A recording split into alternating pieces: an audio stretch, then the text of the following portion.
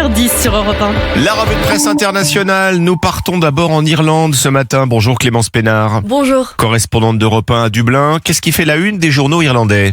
Eh bien, une inversion historique des flux migratoires entre l'Irlande et les États-Unis. Pour la première fois, plus d'Américains s'installent en Irlande que d'Irlandais ne partent vivre aux États-Unis, rapporte The Irish Times. Un phénomène qui s'explique, au moins en partie, d'après la BBC, par les trajectoires politiques opposées des deux pays. Longtemps conservatrice, en quelques années, l'Irlande s'est métamorphosée avec la légalisation du divorce, du mariage homosexuel et de l'avortement. Dans la foulée de l'élection de Donald Trump, les demandes de passeport irlandais aux États-Unis ont bondi de 10% selon le ministère irlandais des Affaires étrangères. Ainsi, en 2025, près de 10 000 citoyens américains ont émigré en Irlande, soit 2 fois plus que l'année précédente. Nous partons maintenant en Égypte avec Noura Abdelbasset. Vous êtes au Caire, Noura, pour Europe 1. Une question ce matin dans la presse égyptienne. L'Égypte va-t-elle se laisser détrôner ? C'est la question qui brûle les pages de la presse égyptienne. El Ahram s'alarme de voir le Hollywood arabe, l'un des plus anciens cinémas au monde, vaciller face à l'offensive de Riyad. Dans les colonnes d'El Akhbar, on décrit un séisme financier. Au-delà d'un fonds de cinéma de 112 millions d'euros, l'Arabie Saoudite injecte désormais des budgets vertigineux de 4 à 8 millions d'euros par série, asphyxiant la production égyptienne traditionnelle. La presse étatique souligne que le Caire refuse de capituler. L'État vient de lancer un plan massif de modernisation numérique de ses studios historiques, doublé d'exonérations fiscales pour contrer les pétrodollars. Pour la presse, le constat est unanime. C'est une guerre de souveraineté culturelle.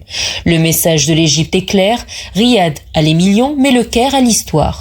Nous partons enfin en Argentine. Marie Roustan vous retrouve à Buenos Aires pour Europe 1. À la une de la presse chez vous. La francofolie, comme le titre est le littoral, comprendre l'engouement pour Franco Colapinto, pilote de Formule 1 argentin de 22 ans.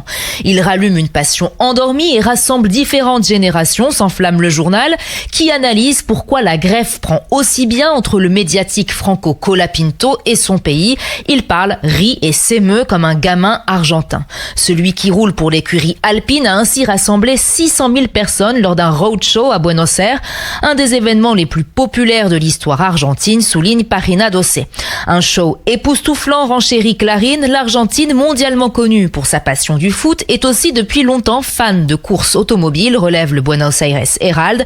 Le pays rêve d'accueillir de nouveau un Grand Prix. Le dernier s'est tenu à Buenos Aires en 1998. Marie Roustan, correspondante d'Europe 1 en Argentine. C'était votre revue de presse internationale sur Europe 1 à 5h13 et à suivre dans 5 minutes les initiatives en France, Alexandre. Et oui, alors vous savez qu'on attend l'arrivée ce week-end d'une 3e canicule, Marion, en tout cas d'une vague de chaleur. Oui. Eh bien, on va vous présenter ce matin une appli qui organise vos trajets pour que vous restiez à l'ombre. Et oui, un GPS piéton pour se cacher des rayons du soleil. Il fallait y penser. C'est dans 2 minutes.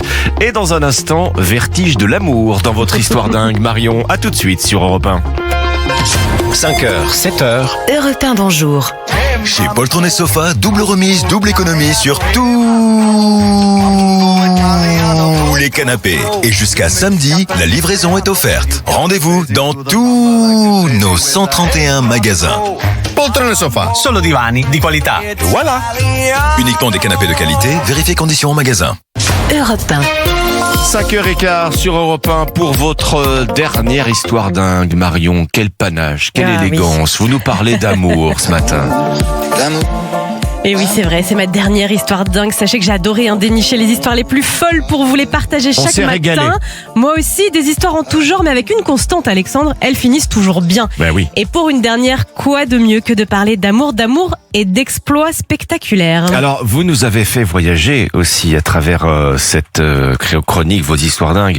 Ce matin, on part aux États-Unis. Oui, exactement, où a eu lieu un événement dont le monde entier a parlé. Alors, il ne s'agit pas de la Coupe du Monde de foot, cette fois, je vous emmène à New York, plus particulièrement à Manhattan, où trône fièrement l'Empire State Building, le gratte-ciel le plus célèbre de la ville, inauguré en 1931, qui a servi de décor à de nombreux films. On pense évidemment au plus culte, King Kong. Oui. Eh bien, comme King Kong, un couple vient d'escalader cette tour. Et jusqu'en haut, incroyable. Alors, ils ont grimpé vraiment, il faut voir l'Empire State Building. Tout en haut de l'antenne. Oui, c'est ça. Ils ont réussi à échapper à la vigilance des agents de sécurité pour